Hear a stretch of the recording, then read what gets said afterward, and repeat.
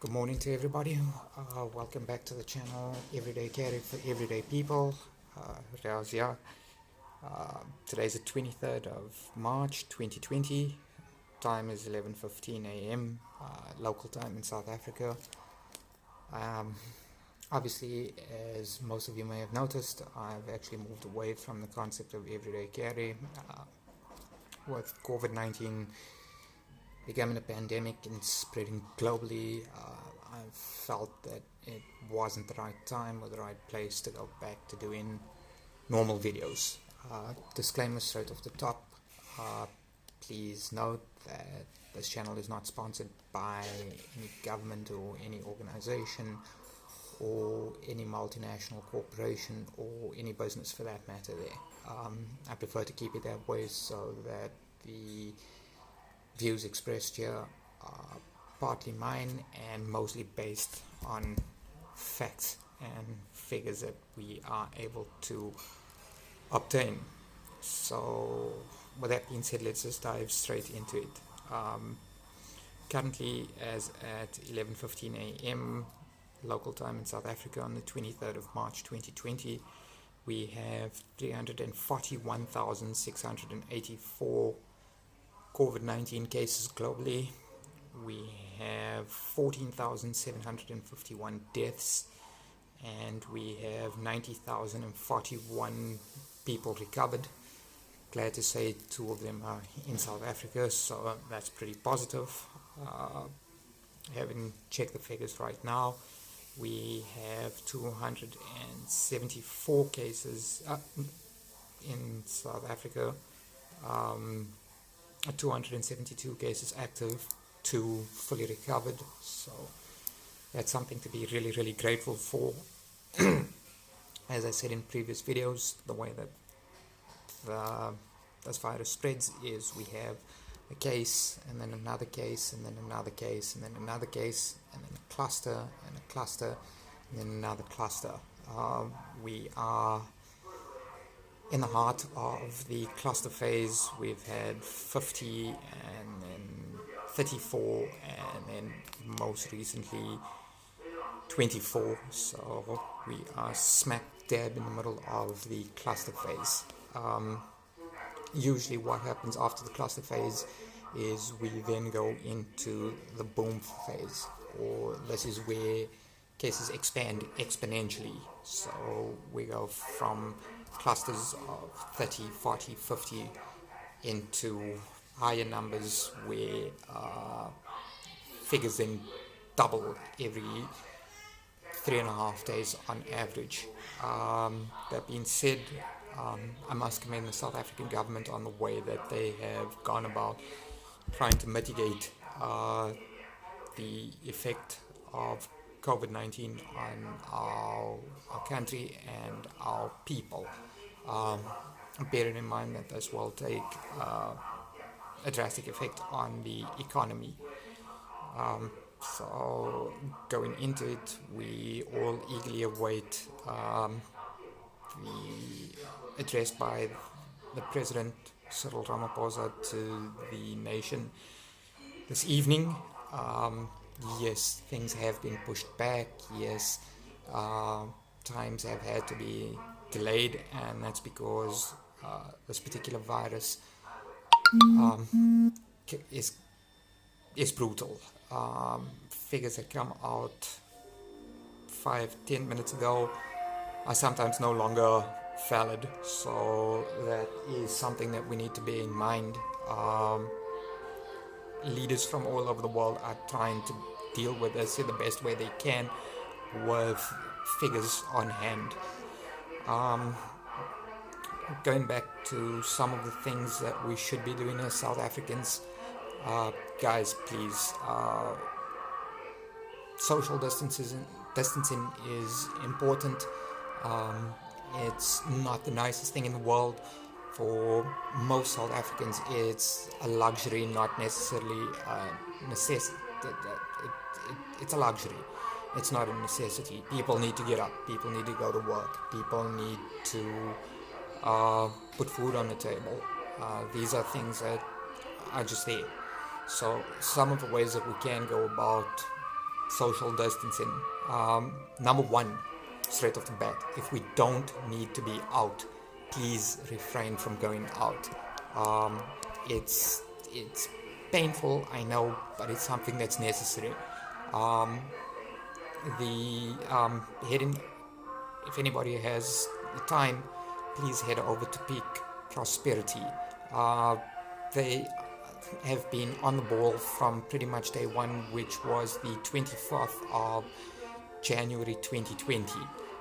Just to put it into some sort of context for you, if one person doesn't completely social distance, within 14 days that one person can infect up to 340 people if they are infected. By social distancing 25% of the time, that means instead of going, if you looked at going out 100% of the time, if you just went out 75% of the time, we reduce that figure to about 125. If we social distance 50% of the time, we bring the figure down to roughly about 75. And if we social distance 75% of the time, infection over a period of 24 days is introduced to, I think it's four or five people that then become infected. So if we can, please try and practice social distancing. Avoid going out into public places if at all possible. If we do have to go out, keep in a distance of 1 to 2 meters if at all possible. Basic things on, not touching our face, not touching our nose, not touching our eyes. It's been proven that the virus does get in through the eyes, the nose, and the mouth. So that's something to bear in mind. Washing our hands regularly. Hand sanitizer, as I've always said, is great as a substitute for soap and water. It makes our life a lot more convenient. Wearing masks when out, always a good idea. If we have it, please bear in mind surgical masks are good, but they only have a lifespan of 8 hours, depending on our respiratory system, meaning depending on how much we breathe and how wet it gets. If it gets wet, it's obviously less effective, so that's something to bear in mind. Washing hands with soap and water, desanitizing before we get into our homes. That means taking our shoes off, leaving it outside if at all possible, taking the clothes that we have on, keeping a bucket of water, usually 2 liters of water, 3 caps of bleach. Domestos works wonders. Putting the clothes in there. Obviously we need to buy things like groceries, tin cans.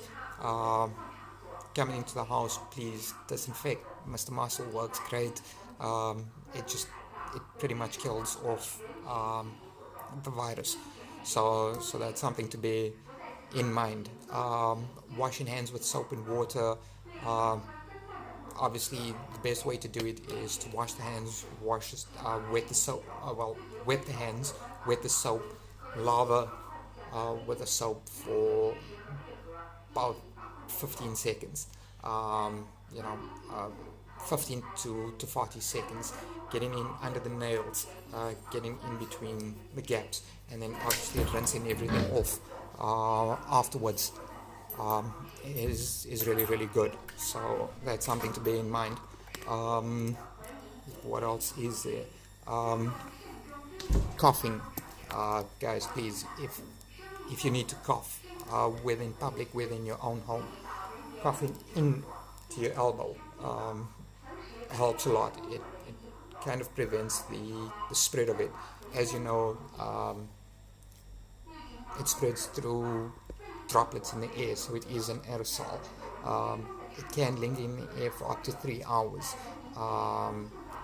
It does cover a distance of about 1 meter, so coughing into our elbow is really, really good. So basically, if you need to cough, cover up and then move away. Obviously, when you get home, disinfect your clothes. in South Africa, we're fortunate we're able to hang up our washings or leaving it in the sun. It's good. What else? I'm just trying to think. Very important, please, guys. Cell phones are an important part of our lives. When we get home, disinfect, wet wipes, or spraying it down with, even if it's Mr. Muscle, keeping it clean. Extremely good. Something that is important. This virus is not a joke. It's not the common flu or cold. Because it's a coronavirus, any and every coronavirus has the ability to mutate. So, I can't stress enough how important it is to, where all possible, social distance, refrain from gatherings. It it's important. We do not need an exponential explosion within our country. It is going to put pressure on our healthcare system, which is going to break. It's not that we have a terrible healthcare system, but when the numbers start getting up to 500, 600, 700, 800, 1,000, 2,000, 10,000, 20,000, we have limited resources available. It also means that our medical staff are then going to be pressurized to work longer hours, which then causes its own set of issues. Yes, our medical staff are very professional. Yes, they're on the front line. Yes, they are desperately doing what they need to do to prevent panic, pandemonium. They are doing the best that they can in terms of being professional to try and combat this virus. Let's not make it any more difficult by ignoring the rules that are implemented by our government. We have curfews where industries selling alcohol have to stop at 6 at night. Please adhere to this here, guys. No partying, no clubbing, no going to shebeens. These things are important. I'm glad to see that MTN has taken the lead and slashed prices on data. I hope that once the epidemic is wrestled and under control, that all the major telecommunications companies in South Africa maintain the lower price of data. In these times, data is no longer a luxury, it's a necessity. We need to be able to track, monitor,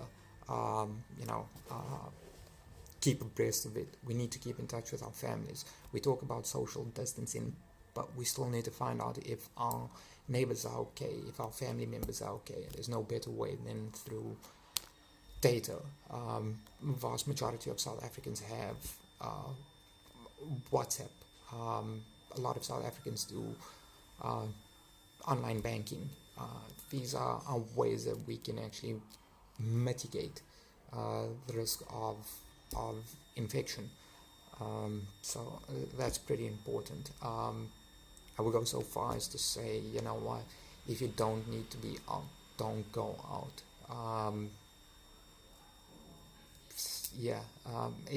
It's hectic. Trust me, I know. It's not the easiest thing in the world when you can't go out, when you're cooped up in your home.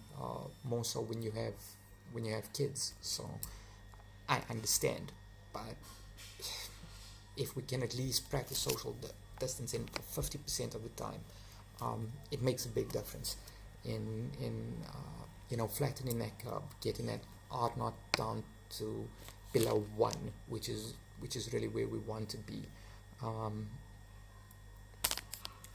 Look, the reality of the situation is no president wants to be a wartime president, but with this coronavirus spreading the way that it does, it's unfortunate, but leaders of countries are going to have to become wartime presidents, prime ministers, whatever the case may be.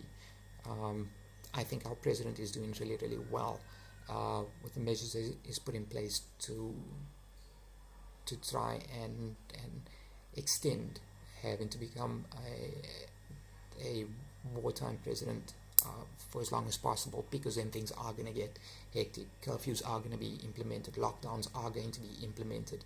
I mean, the fact that the president is meeting with business people, hopefully getting a reprieve for South Africans that are in debt, so that we are able to actually practice social distancing a lot more by being at home with our kids, better control without having to worry about keeping food on the table or losing our homes through a mortgage. The Reserve Bank cut interest rates by a full % last week, which is something that we should be very grateful for.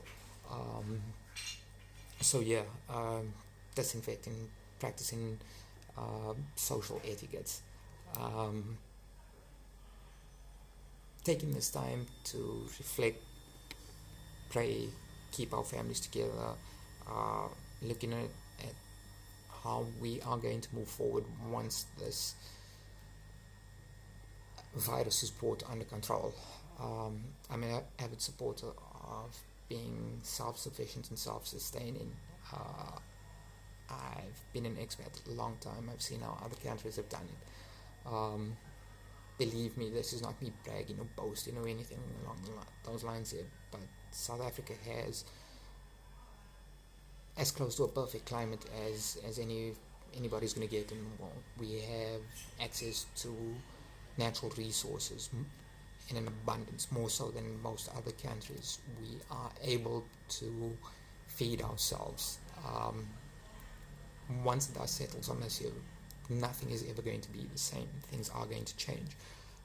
Stock markets are going to crash. People's lives are going to have to change dramatically. Now's the time where we should be taking the time to connect with God, our faith, whatever it is, and start preparing for life after COVID-19, because it is going to change drastically. We need to be prepared for when the next global catastrophe hits, and it is going to hit. There's no two ways about that there. So taking this time to reflect, get back to faith, spirituality, whatever it is, looking at how we plan for a future post COVID-19. As I've said before, I've seen how other countries have done it, how they've built themselves up, become self-sufficient. There's no reason in South Africa why 80% of everything that we consume shouldn't be manufactured in South Africa. That's just the way it is. We are going to have to take this time and plan on how to better secure our national interests post COVID-19. Another important thing, guys, please don't panic buy and don't hoard.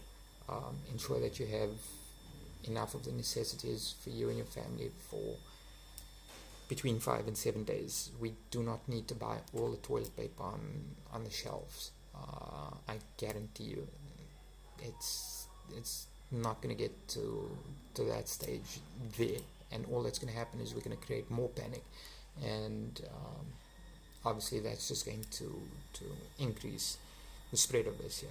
There are people out there that will try and take advantage of the situation, and they're sad and pathetic individuals, but that's beside the point. I'm glad to see that government has put in pricing control mechanisms on things like toilet paper, on things like essentials, on things like masks. So that's something to bear in mind.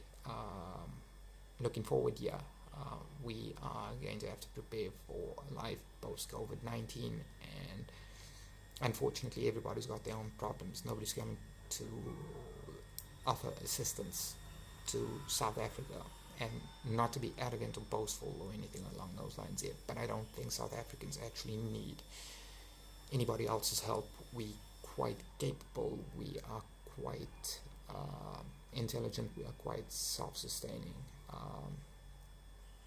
So that's basically what's going to need to be enforced post COVID-19. In the meantime, stay safe out there. Protect yourselves, protect your families, protect your loved ones, protect your community, and in doing so you'll protect the greater population as a whole. Please guys, adhere to curfews. I know it's not the easiest thing. Financially things are hard in South Africa. We gotta go out, we gotta work, but there's no excuse over weekends